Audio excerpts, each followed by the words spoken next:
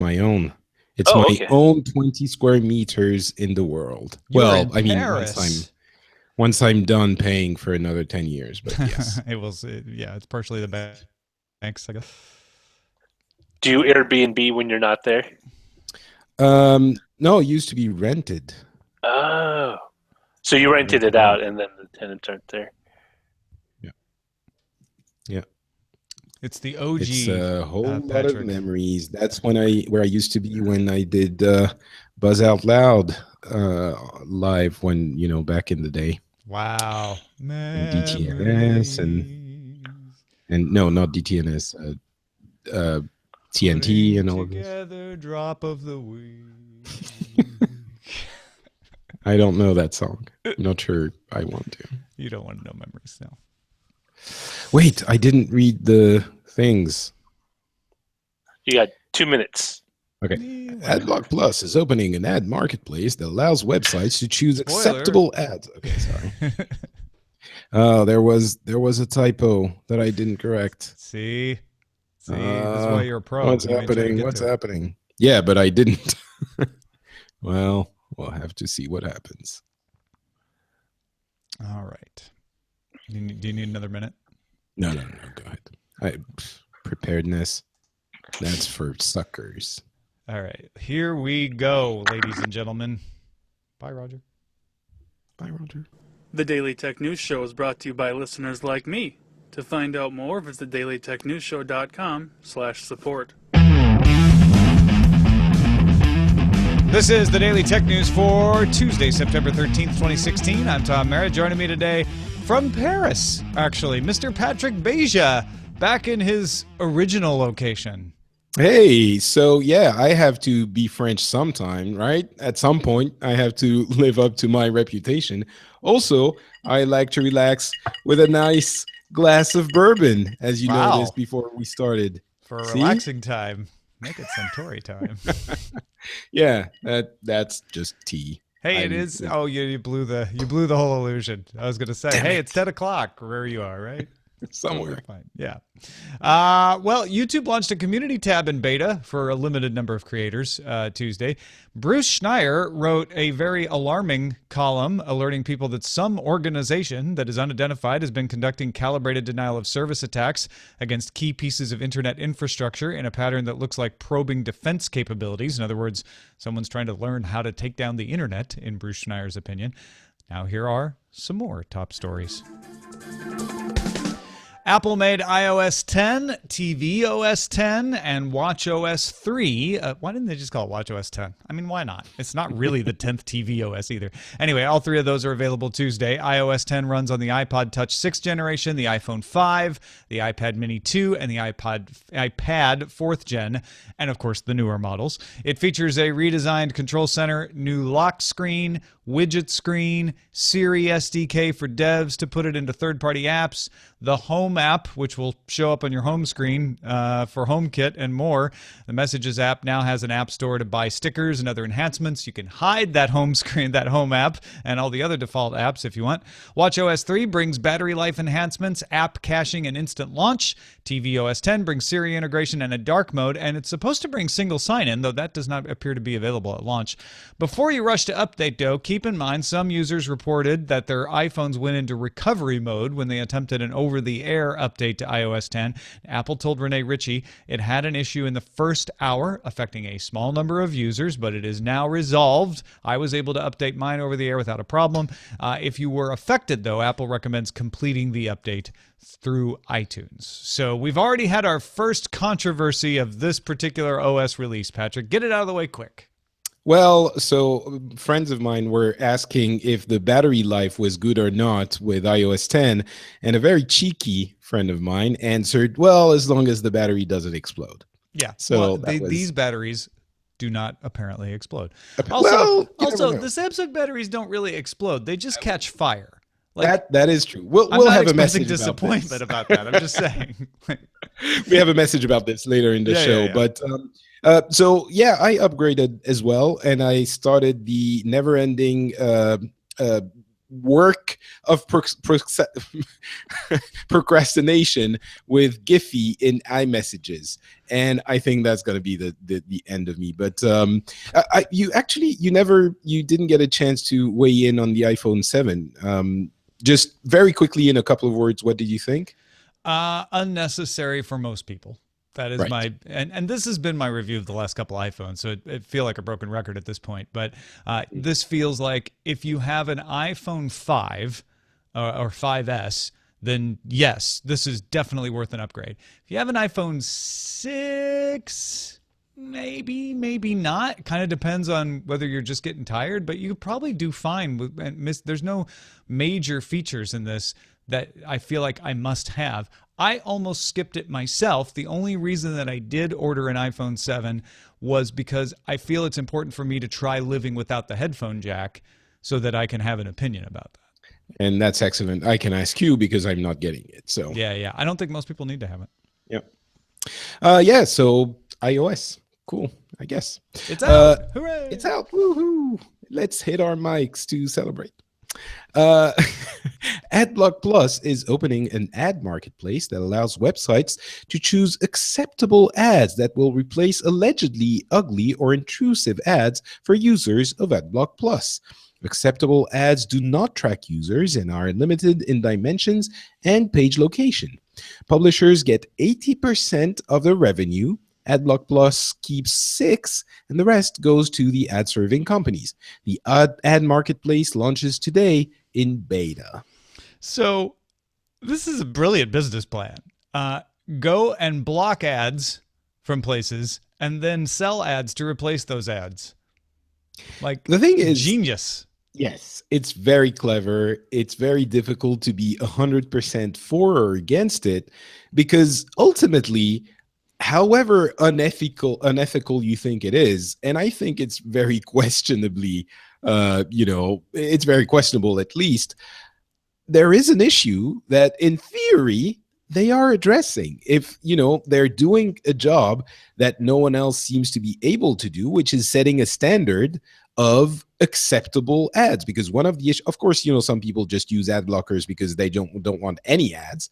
But some people might think, well, if the ads weren't tracking me everywhere and they weren't so intrusive that it would disrupt my browsing, then I would be okay with ads. And it's so, yeah, I don't know what to think about this. On one hand, I'm sort of half disgusted by Adblock Plus doing this, which is like a mob mafia type of thing to do. But on the other hand, the result seems to be not too bad. So yeah, there's a lot of moving parts here. First of all, users aren't required to use Adblock Plus. So I've seen people comparing this to ISPs inserting ads into page not found 404 pages. It's not like that because you have to use your ISP to display pages that you don't find.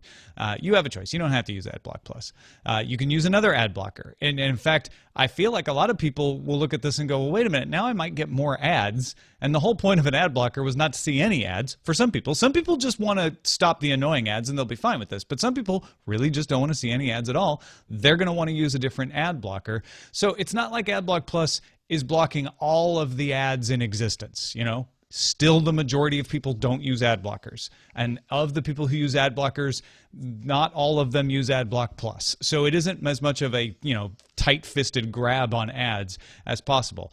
And you can also make the argument that Adblock Plus is doing what the advertising industry should have done already. And it's a long way around to it, but it's saying, hey, you guys, there is a customer pressure not to have these intrusive ads that get in the way and sometimes possibly deliver malware. We will be the middleman that protects you from yourselves. You can't resist taking the money for these risky ads, so we'll stand in the way. We'll give you 80% of the profits from it, but we'll provide that service for you that resists the temptation. Looking at it like this, as a middleman that guarantees the nature of the ads, it's a lot more acceptable. I still think 6% is a lot for that kind of service. But if you don't look at it as a mob mentality, a mob action of we're holding you up and give us 6%, or we just display no ads on your content. But if you think of it as we'll be the one that guarantees you, the user, and you, the publisher, can find an acceptable compromise, and we'll make sure that the ads fit that compromise. It is kind of a valuable service when you put it like that. So well, and it's really not that different from what Google is doing or Facebook is doing with their fast loading pages for mobile, where they say we will provide a faster page as long as you limit what kinds of ads and where you place them. The difference is they're not serving those ads, or if they are, it's because they're served anyway. It's the publisher that's more in control. So the difference is Adblock Plus is taking the control of the ads a little bit away from the publisher here. Right. It just not just a little bit. They're deciding for them. That's the big issue. They're just saying, now you don't have a choice. Although the advertisers do, if they participate in the program, they get to choose what kinds of ads show up, and they get a little bit of that control back. So if they participate in the program. They participate.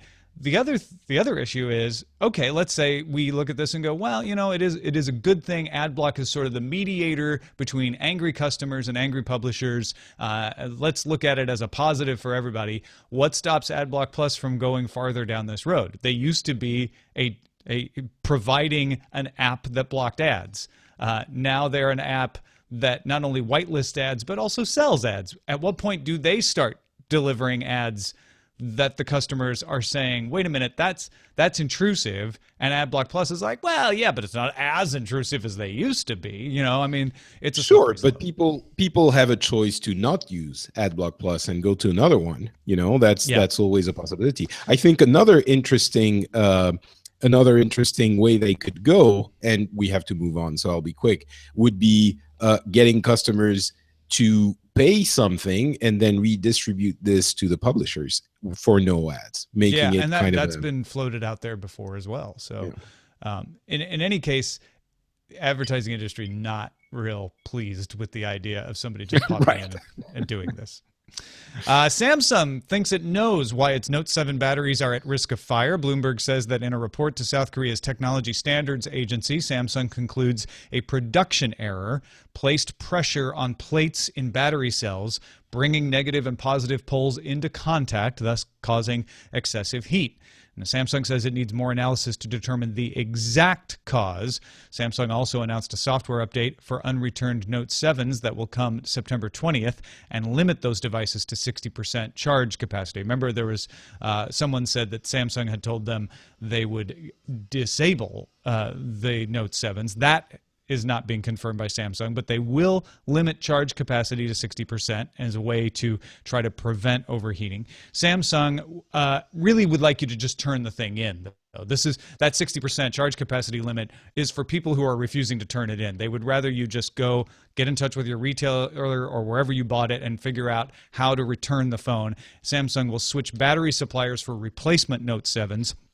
China's Amperex Technology Limited, or also called ATL, will become the main supplier of batteries. ATL supplied 30% of the current Note 7 batteries, with Samsung's own SDI subsidiary providing the majority, and it's believed that the SDI-provided batteries are the defective ones. ATL also supplies parts for Apple. ATL is owned by Japan's TDK, and Samsung not only having to fight the bad perception of the Note 7s, but now also having to assure investors SDI will continue to make batteries for our own products and others. This doesn't mean that we're killing our own battery business either. It's a temporary measure. Right. There's such an interesting case of crisis management. There's again, a couple of messages down the line in the show about this, so I'll refrain from commenting. Yeah, we'll talk. We got some emails from people who are Note 7 enthusiasts and what they feel about it. But from the perspective of how bad is this for Samsung, do you think this is the worst day? Having it come out what happened, having it come out that your own battery subsidiary is probably at fault, and having to say we're going to limit the existing Note 7s to charging capacity. These are all horrible things for Samsung to have to do. They're the right things to do, though. Yeah. No, I think Samsung has done. There's been questions of how clear the recall has been, and that was not great. But the worst day was when airline companies were asking people not to use their phones. I think that couldn't have been worse. This is all not positive, but it's more towards finding solutions and explanations. So perception-wise, I think those are all, in the context of the crisis, it's all positives. Yeah. Now, I think there's no question that the worst quote unquote day of Samsung's phone business, at least, and I think Samsung as a whole, has been this whole issue. And it doesn't, as we'll discuss later, it absolutely doesn't mean that they won't recover, or even that the Note brand or the Note 7 product is not going to recover. It's still the worst possible thing that could happen. Well, not the worst possible, but the worst thing that has ever happened. Yeah, absolutely. And Big Jim, our resident logistics expert in the audience, pointed out that you are being told to keep your Samsung Note 7s off on passenger airplanes. Cargo airplanes are prohibited from carrying shipments of Note 7s at this point. So there's a question of, will they be allowed to carry the replacement Note 7s? That is unclear. And if they can't, how are they? Then it's going to take quite a bit longer for Note 7 replacements to come overseas from Korea, not only because shipping takes a long time, and Big Jim says that usually you have to book 3 weeks in advance for shipments on boat, but Hanshin just went bankrupt. So the capacity for shipments out of Korea, because it's a Korean shipping company, is also limited right now. So all kinds of hurdles that Samsung is going to have to negotiate here. And this is why it's so good that they know, or they're now saying, we know what happened, we know how to fix it, we are going to, because hopefully they can put the fixed ones on planes quickly to their customers. Sony's PS4 update version 4.0, codename Shingen, released Tuesday. Menu screens got a tweak. Users can organize things into folders, thank God. And the PS4 can now play games in HDR and stream games to YouTube and Twitch in 1080p. Amazing. The new slimmer PS4 comes out Thursday the 15th, and the 4K game-capable PS4 Pro arrives November 10. This is a big update for PS4, especially the folders bit, because if you use your PS4 in any amount, you start to get a pretty unwieldy main page there. Yeah, it seems like it's kind of silly that the folder is the big feature here. HDR, if I'm not mistaken, can only be used with HDR capable TVs, right? Yes, that's so right.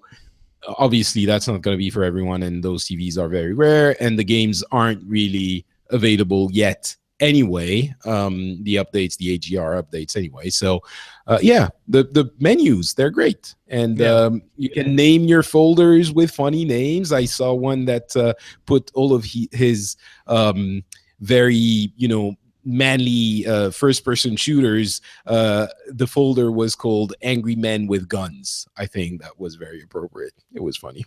It made me laugh anyway. Good stuff. And HDR is future-proofing it, so that if you have a PS4 now and you replace your TV with an HDR4 or an HDR-capable TV, then you'll already be able to play HDR when the games come, which will also have to happen as well. Yeah. Just very quickly about the PS4 Pro, as we did for the iPhone 7.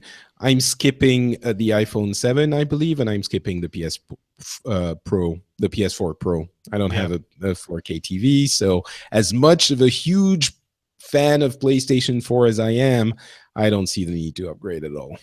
Yeah, I think it's interesting that Sony had an announcement the same day as Apple, and they have their operating system update coming the same day as Apple. They don't have the hardware shipping. Anything? The hardware is shipping on a different date, but otherwise, Yeah, it might there is some kind of star alignment there that might have deeper Do they think meanings. it's good to surf in on all of that excitement somehow? I think it might mean that some dates with some alignments of stars and things like that are better for software updates. So what you're saying is we need to get to the bottom of who Silicon Valley's resident astrologist is that has been advising these technology companies. Yeah. Back on August 18th, we told you about the U.S. Department of Commerce's decision to transition the IANA, that's the Internet Assigned Numbers Agency, which runs the domain name system, to a multi-stakeholder model while still under ICANN. It's a little bit of a complicated thing. ICANN has been running the IANA and therefore the domain name system by contract to the Department of Commerce. Although ICANN is not contracted itself to the Department of Commerce, they needed a multi-stakeholder model to govern the IANA and therefore continue to contract it to ICANN. So ICANN continues to run the DNS through the IANA, but the Department of Commerce will no longer control the IANA as of October 1st. Well, some Congress people have been pushing forward a bill to overturn that and keep the IANA under U.S. control, although presumably still contracted to ICANN. Tuesday, a letter signed by several tech companies, including Google, Facebook, Amazon, and Twitter, called it imperative that Congress not delay the planned October 1st transition. Senator Ted Cruz will hold a hearing Wednesday to review the transition, which Senator Cruz has called a giveaway of our internet freedom. So why is it important that the IANA comes out of U.S. control? It is important to many worldwide organizations, and these tech companies are worldwide organizations, because there is a perception that the United States has more influence over domain name allocation than it should. There is a feeling that maybe we would have more non-English, non-Roman character domains. We would be able to do certain things if the U.S. wasn't in control. The fact of the matter is there hasn't been any negative fallout, any that you could point to of U.S. control, except maybe there was a little bit of a kerfuffle over the .xxx domain, but honestly, that was resolved by ICANN, and they went against the prevailing wishes of the U.S. in resolving it. So for the most part, it hasn't played out that way, but everyone has just said we are uneasy with any one country having direct influence over any of these organizations that administer critical parts of the internet, and we think it should have a multi-stakeholder model that is not even part of the United Nations or any other one organization. They've created something that's very difficult, which is something that essentially doesn't answer to any one single major organization. What Senator Ted Cruz and others have said is, yes, but that leaves it open to influence from places that we don't agree with, like Iran, like China, that will try to crack down, to try to apply more domain name blocking, etc. And we think that the best thing to happen right now is for it to remain under the nominal Department of Commerce control because, as it has been shown, nothing really controversial has happened under that control anyway, and this would be a firewall against other countries moving against the domain name system, theoretically. Yeah, excellent explanation. Thank you very much. You basically included all of the things I would have argued against or for. So, but it's a case of the internet belongs to everyone, so let's make sure everyone is in control of it and not just the US, even though the US hasn't done anything bad with it, some might say yet. I think the one thing I have a problem with is the phrasing of, I mean, I don't know if you remember, but when we were talking about giving ICANN a different stakeholders and making it more multinational stakeholder-y, my argument was exactly that, was, you know, my question, I guess, do we want actors like China and Iran and, you know, others to be integrated in the decision-making pool? So essentially, I'm sort of agreeing with Senator Cruz. However, the phrasing of giveaway of our internet freedom, that is the kind of thing that raises flag for me everywhere, because it sort of seems like it's trying to incite the kinds of feelings that are not just rational and neutral. But ultimately, I understand where he's coming from. Yeah, and there are many other organizations running other parts of the internet that are not beholden to any part of any other government. This is the one exception here, and I think that a lot of people just want to clean that up and say, let's make sure the internet is run multi-stakeholder in every possible way. on the other hand, I get where some people are going to look at this as, that makes me nervous. It is, even if it's just one part, it's an important part in the domain name system.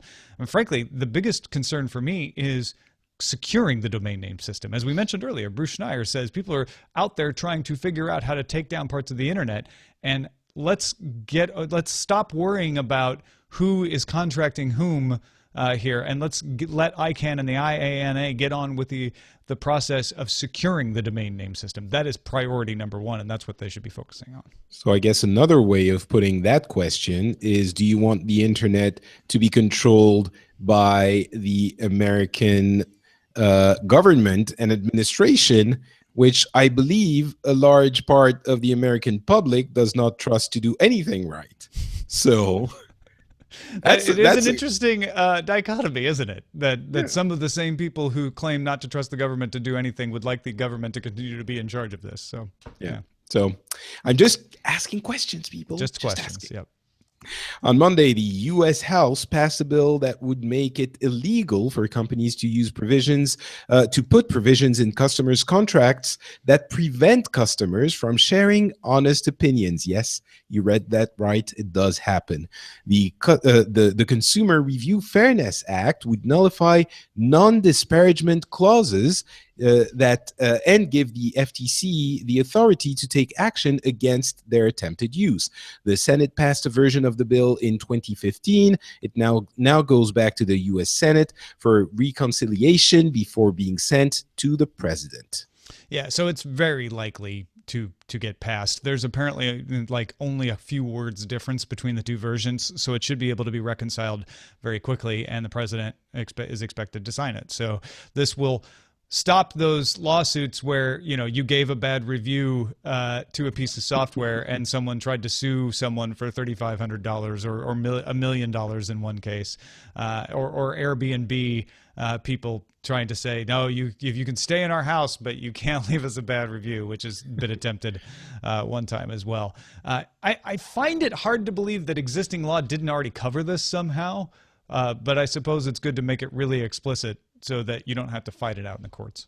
Yeah, it seems so outrageous that it would need to be hammered down on the head very quickly. But I agree. I would think that existing law would cover that. Just for the fun of trying to see the other side of this, and I'm playing devil's advocate here. So you're going to be Clear Gear, and you're going to say, it's right for me to charge a customer $3,500 for writing a truthful but negative review about me.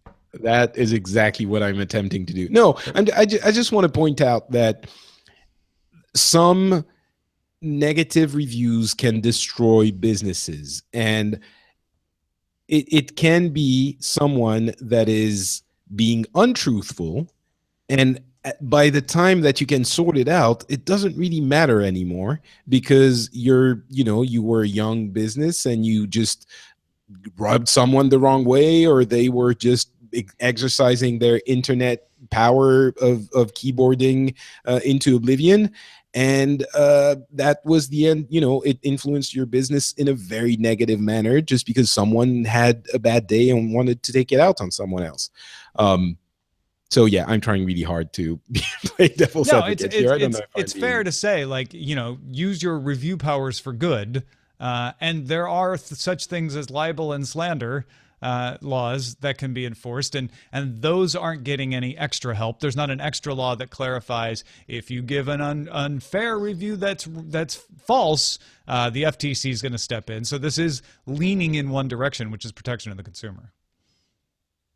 I guess the other way to take care of these things is to make sure that the business owner can respond to those reviews directly on all of these important sites, and that's the way to handle it. Yeah. In fact, the best negative reviews I've seen are ones where the business owner responds in a very forthright way and says, "Hey, let me try to fix this for you. Here's what I think happened."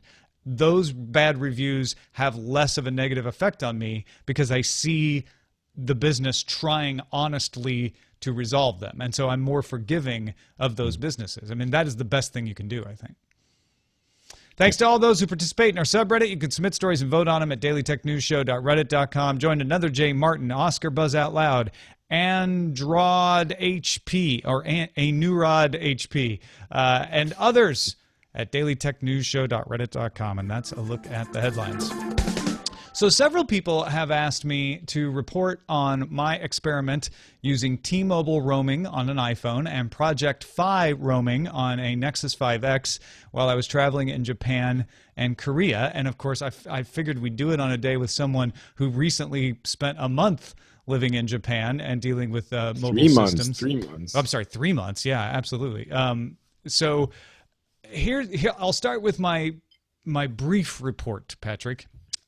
In Japan, T-Mobile was acceptable. I maybe less than 1% of the time had a problem connecting. My major complaint, if I had one, was maybe 40%, 30 to 40%. It was slow. I felt like I was on a slower connection. And in fact, I talked with somebody who is in the know and said, yeah, essentially the way these roaming agreements work is if you're T-Mobile roaming on a SoftBank connection, all the SoftBank customers have priority in front of you. So even if you have 5 bars and you're looking slow, that's because everybody else is getting priority in front of you. But the majority of the time, it worked fine. Just to be clear, the T-Mobile roaming was just regular cell service, data service roaming. Yeah. How much did you pay for it? You don't pay anything. It's free. That is very cool. Yeah. Is it T-Mobile specific with John Legere being all Yeah, this kooky? is part of their big Un-carrier movement. You get a text message when you first connect in the country, and it says, welcome to Japan. You can roam for free. If you'd like to buy priority service, you can do that, but you don't have to. And I assume if you buy the little data package, that just gets you faster service. But I never did it because I didn't need to. Plus the fact that in Japan, as you know, there are lots of public Wi-Fi hotspots that you can connect to. And that sort of eases the burden a little as well, especially in the touristy areas. Project Fi in Japan was blistering. I assume that this would be the experience if I paid T-Mobile for the little international upgrade. I had no problems anywhere in Japan with Project Fi. It was super fast LTE. Can you explain what it is? Because I suspect that many non-American listeners might not know exactly what it is. Yeah, sure. Project Fi is Google's service that you can only use on a few of their Nexus phones. So that's the downside to it, is I can't use it. I can't just pop out that SIM card and put it in other phones. But it's a pay-as-you-go service. So you pay a minimum amount a month, but you only pay for what you use. And if you don't use it all, it gets credited forward. And they recently signed roaming agreements that allow LTE in large parts of the world. So again, I didn't have to pay anything extra. I'm paying my same amount per megabyte, per gigabyte, when I'm roaming. So I don't have unlimited data. I do have to think about that. But I also didn't have to pay extra because I was international, and I got incredibly fast service. It was certainly the best phone to use for browsing and things like that. So this is the same price whether you're using it in the US, in Japan, or basically anywhere else? Correct. It is. So both of these are not adding any cost to what I would normally pay. And how much does Project Fi cost, data-wise? You know what? I knew you were going to ask that, and I should have had this at the ready. Sorry. I mean, roughly, is it $10 per month or yeah, per the plan gig, starts at $20 per month for just the basics, and then it's $10 per gigabyte of data, and that's just a flat fee. So if you use 3 big gigabytes, then it's going to be $30 for that month. So $20 includes no data, the base plan. $20. The base plan, $20 per month, includes unlimited talk, unlimited text, and the ability to use your phone as a Wi-Fi hotspot. Okay. And then it's always $10 per gigabyte for data above that. And does it include those unlimited talk and text messages in any country as well? Yep. Unlimited international texts. Insane. Really? Yep.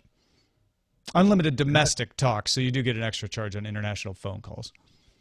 But if you're in Japan, is it considered a domestic talk if you That's a call good Japan? question. Like if I call somewhere in Japan, is that domestic? I guess I'm gonna guess not.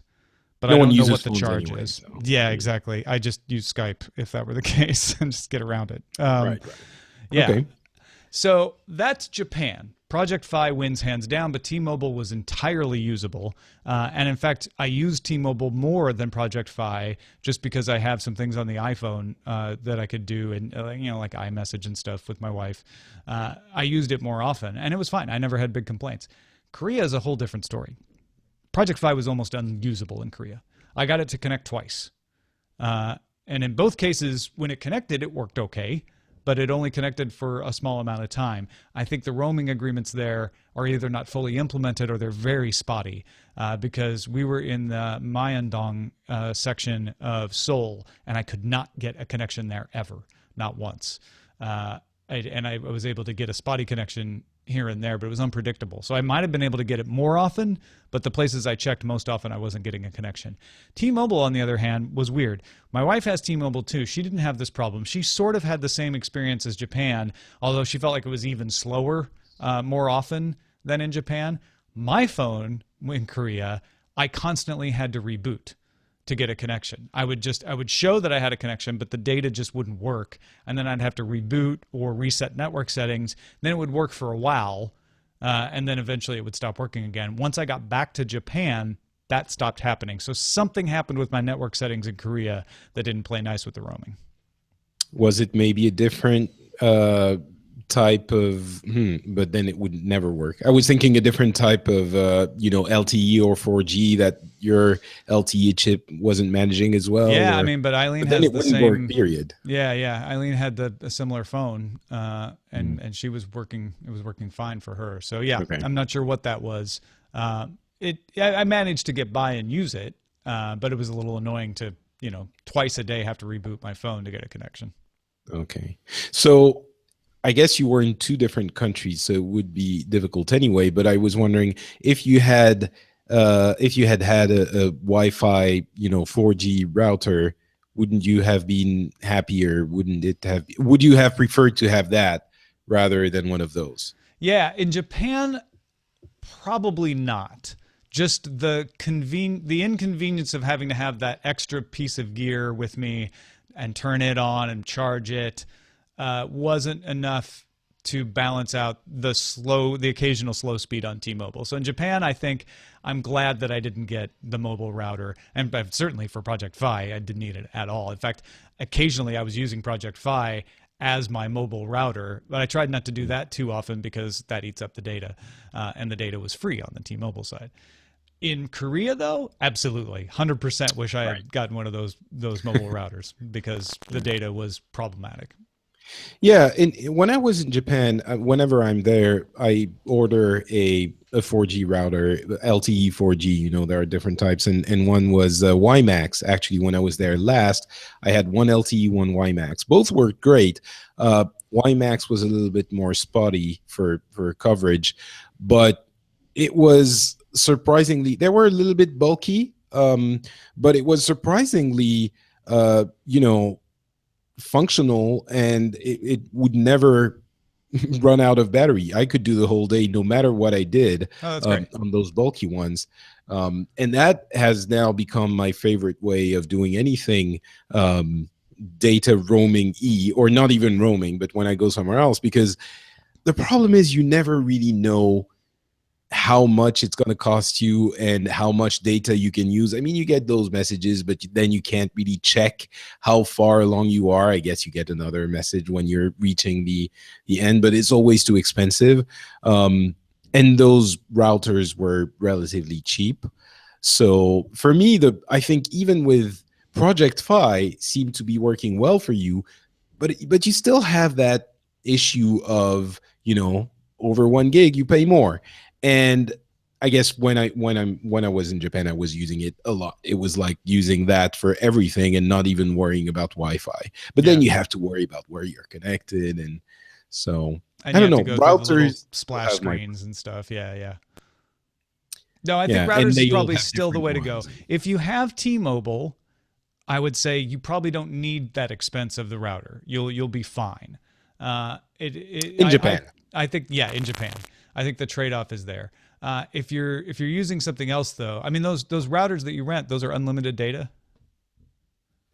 Yeah, so it was a little bit weird. The one of them was supposed to not be unlimited, and then I called them because it was no, actually they were supposed to send me a 3G unlimited one. I got an LTE, and I called them saying, "Hey, it was really important for me to get the unlimited," and they were like, "Ah, yeah, don't worry, it's unlimited." Even though it's supposed to not be, and we upgraded you basically. And I was like, well, okay. Like, fine, so yeah, it was unlimited and very, very fast. I mean, for cell connection, it was like, this is going to sound incredibly, snotty, but for me, 60, 70 megabits per second is not super fast anymore. I'm in that realm where it's like, yeah, it's good. It's nice. I can do everything I live in need, Finland, people. Like come on, you got to do better. Even in France, it's become really fast now. So it was in those routers. This is why I'm thinking I don't need to worry about them a lot.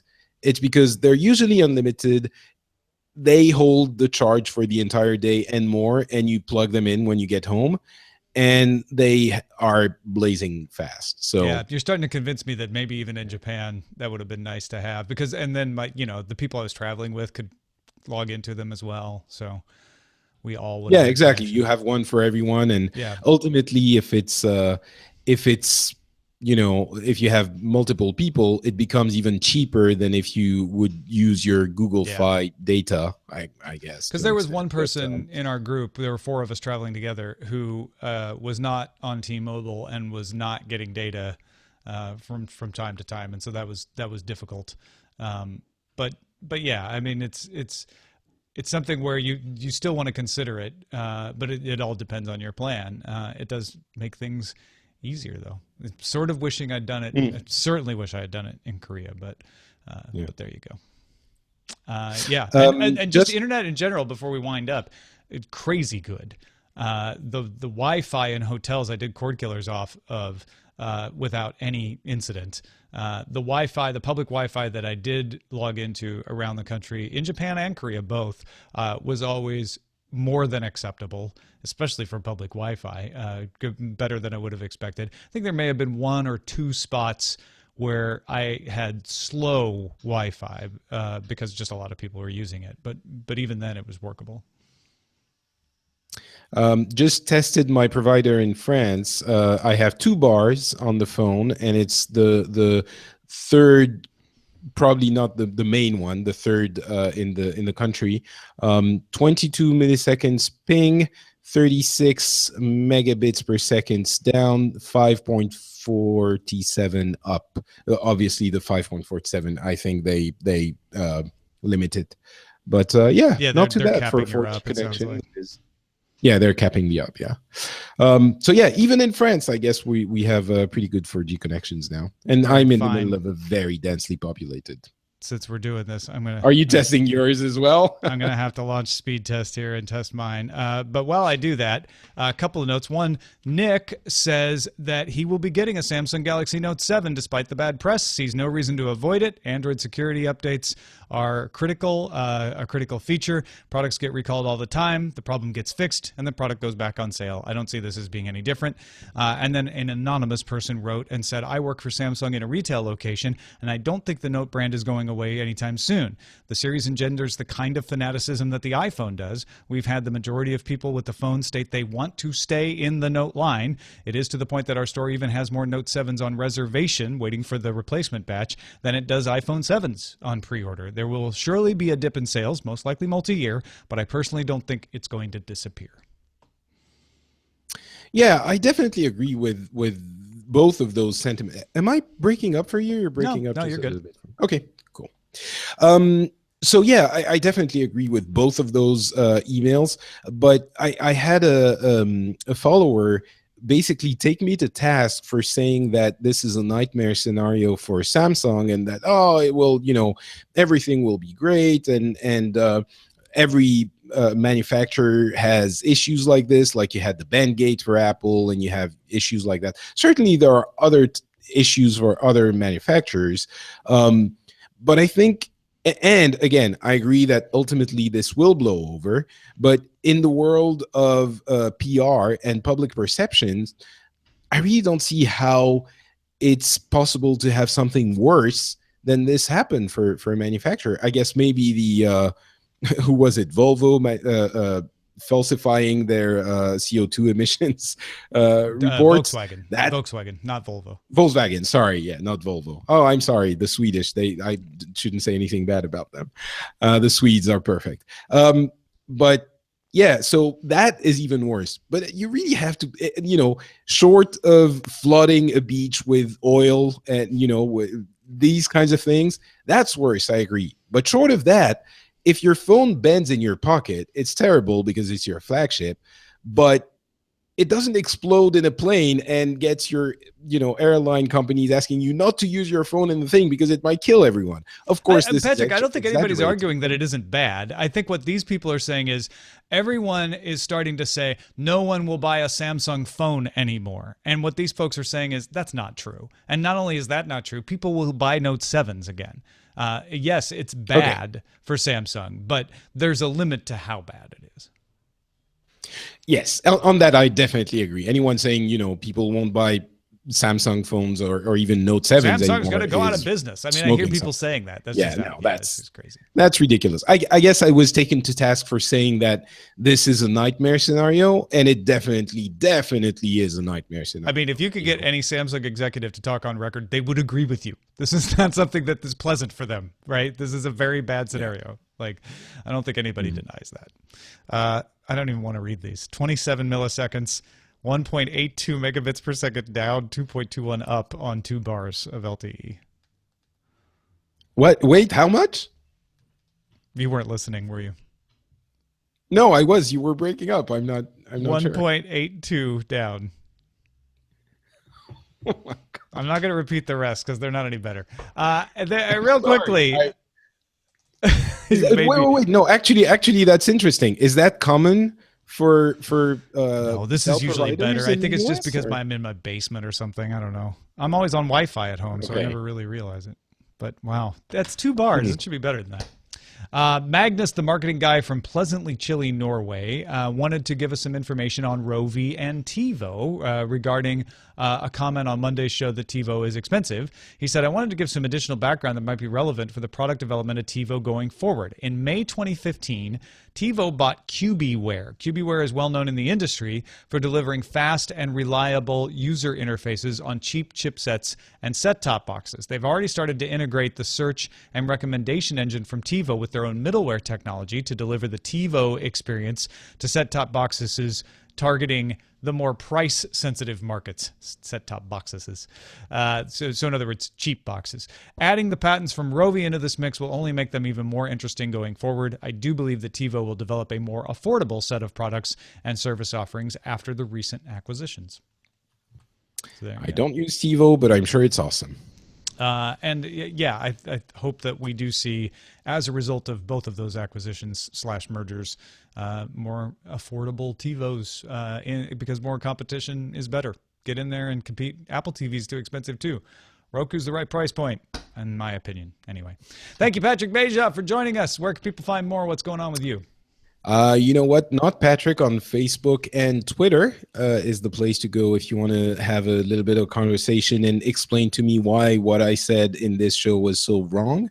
If you want to find shows that I host, you can go to FrenchSpin.com. You'll find Pixels, which is a gaming show, and the Phileas Club, which is a political discussion show with people from very different places. I'm sure you would enjoy both of those, so go check them out at FrenchSpin.com. Thank you, everyone, for supporting the show. We exist because of you. You can find out how, if you're not already supporting us and you're willing to, at dailytechnewsshow.com/support or patreon.com/DTNS.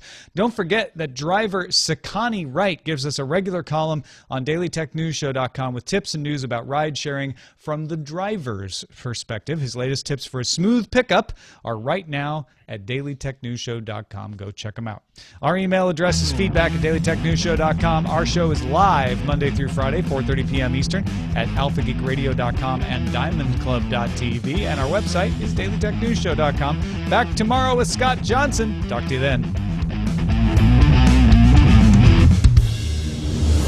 This show is part of the Frog Pants Network. Get more at frogpants.com. Diamond Club hopes you have enjoyed this program. Good show. Excellent. What should we call it? I'm actually not going to participate. I'm going to go. Oh, no Okay. worries, man. parents. Yeah, absolutely. Hope everything goes better. Thank you very much. Thanks for the show. It was really fun, actually. So. Oh, good. I'm glad. All right. And take care, bye man. to the chat room. Love you all. Bye. So at the top we have World War IT. Mm-hmm. Note and Catch Fire. I think we could. Yeah, exactly. We did note. Project Fees big in Japan. Phi. Project Phi. Take my Wi-Fi, please. Patrick, part-time Frenchman. They still make the iPod Touch. 10th times a harm. Okay. Adblock Plus. All your interwebs belong to us, US. Bend it like Beja. House passes CRFA, gets good review. And nothing here really jumps out at me. Yeah. An ad block you can't refuse. That's kind of funny. I feel like we may have done that Hmm. before in an ad blocking story. The cookie carrier. I like Adblock Plus or Project Phi's big in Japan. Those are both pretty good. We'll do the one in Japan because that's more to the Yeah, it's different. Discussion and topic. more to the discussion. Cool. Done. done. Easy. Easy peasy, fresh and cheesy. Let me see. Waiting back to hear from Allison. Comedy, more pinball, volunteer. What are you saying? Oh, the Pinball Museum is looking for volunteers. Oh, that sounds fun. So what do? You just volunteer to walk around and make sure everybody's having a good time? I guess people aren't beating on the machines, I guess. I don't know. Every third Friday, Tilt, stand-up comedy and storytelling. Oh, are they turning it into a spoken word venue? Or It's like an open mic. Yeah.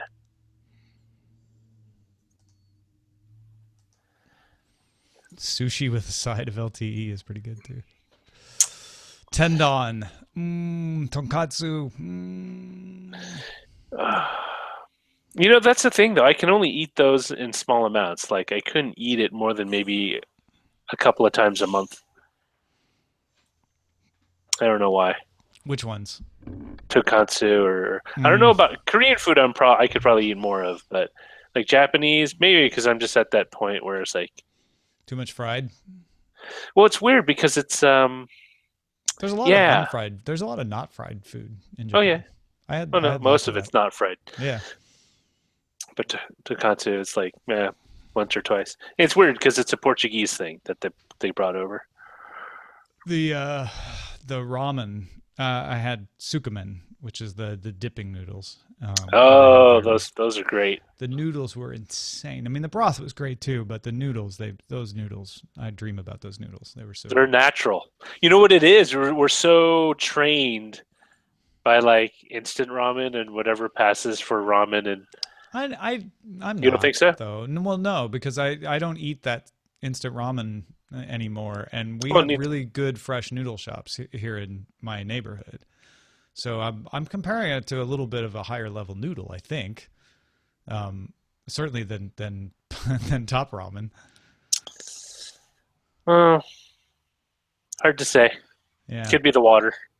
it's something. Could be the Yeah. flour that they use. It could be the flour. Yeah, Because the flour recipe, I'm sure, is maybe it's different. just the love. Yeah, goes but into that's just a catch-all phrase for not being technical or divulging any real information. So what did you do to the sandwich to make it so delicious? Love. No, really. Like, what's the No, ingredients? seriously. Give me a recipe.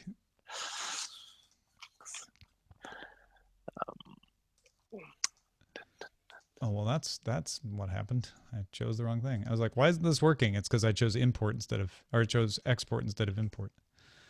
That doesn't work.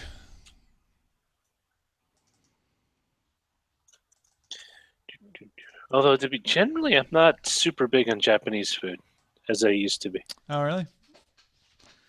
Big fan. And I'm a big fan of Korean food too. Especially that Korean barbecue, bulgogi. All the meat stuff.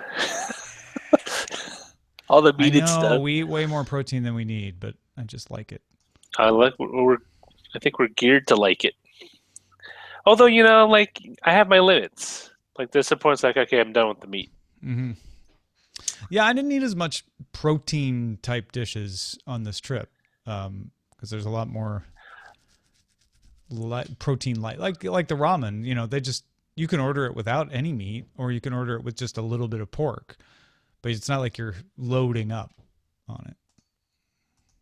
I think the thing about Japanese is they share similar ingredients to various other dishes. Not the same ingredients in each dish, but like they'll have one or two that they have. I think maybe, I don't know. That's why I used to hate like your standard quote unquote Chinese food that you would get at like your local Chinese restaurant, because they only did a very narrow range of food, and they all had like the same stuff in it. It just tasted the same after a while. Yeah, they just repurposed the same 6 ingredients in different combinations. That's not the real thing. I've been super into Middle Eastern food though. I think it's healthy. It's good I stuff. I used to hate like couscous and stuff like that because it just didn't taste like anything until you actually get it made into something that is good. It tastes good. You gotta eat it the proper way, I think. And I used to not. It's not that I didn't like hummus. I used to be very easy on the hummus until you actually get like fresh made hummus. It's like whoa, it's like creamy. It's great. Yeah, and really well made falafel. Oh yeah, you know why? Because I am a fan of well made falafels, because so many places give you like these weird, like borderline inedible meteorites. They call falafels that are really hard to chew. It's like most food. If you have the wrong version of it, you'll think you don't like it. You got to get the. But then you come off like being a snob. It's like, oh, I don't like the way they make it. That's not the style I think prefer. about burgers. Like, I actually went off burgers for a long time because I was like, I don't like fast food burgers. I'm not going to pick on any particular chain. All of them tasted pretty much the same to me because they had these thin meat patties that didn't taste like anything. Then I started having real burgers made like at real places, and I changed my mind. I love real burgers. Now I love eating burgers. But it's just, I've learned to not to eat too much of one thing. And so I just like stop and I'll have to move on to something else. Like for a while I would only eat chicken salads or salads with some sort of protein mixed in. Yeah. It's weird. But I can't do that since I'm not at a location that you can make them. I could, but that would take effort with a kid. It's hard to make stuff like that with a kid running around and grabbing you. Yeah, it's hard to get the motivation up. So I just do the simple. You have to have focus, and you keep getting interrupted, right? It's like a martial art.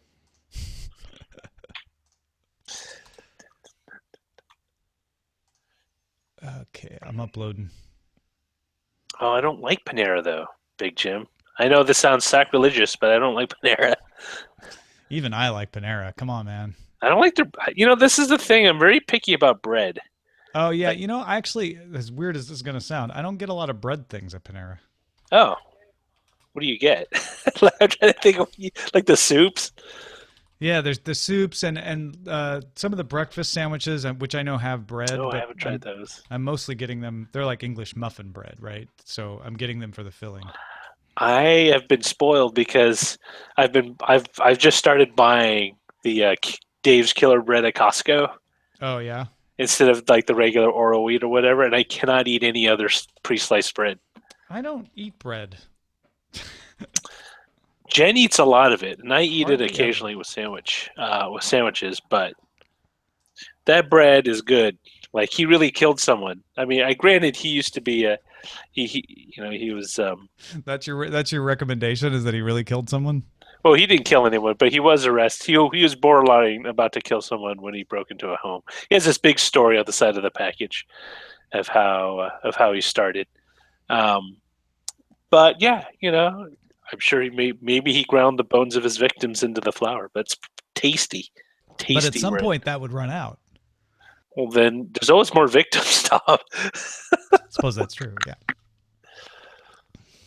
It's It's killer. an inexhaustible resource. Well, what's interesting is Costco sells it for $8 for 2 loaves, and typically that's how much it costs in the store for one. So I finally found a reason to go to Costco and buy groceries.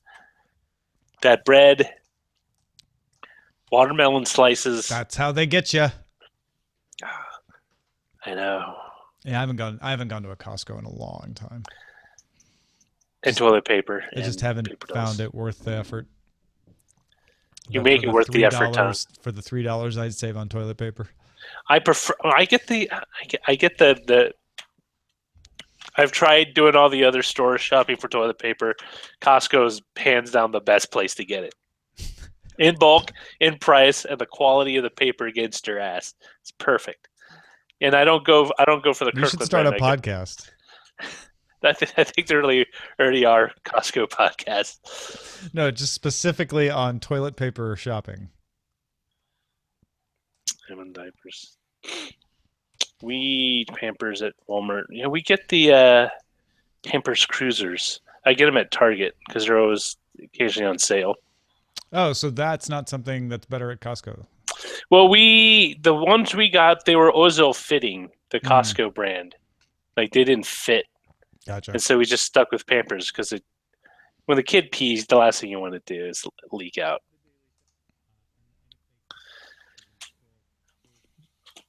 Okay. A dark redeemer. I believe I have successfully published the show. That is my belief. I'm going to persist in this belief until someone tells me otherwise. I will not dissuade you from it. Thank you, sir. And thank you all for watching. It's good to be back still. We'll be back again tomorrow even, because it's so good to be back. Talk to you then.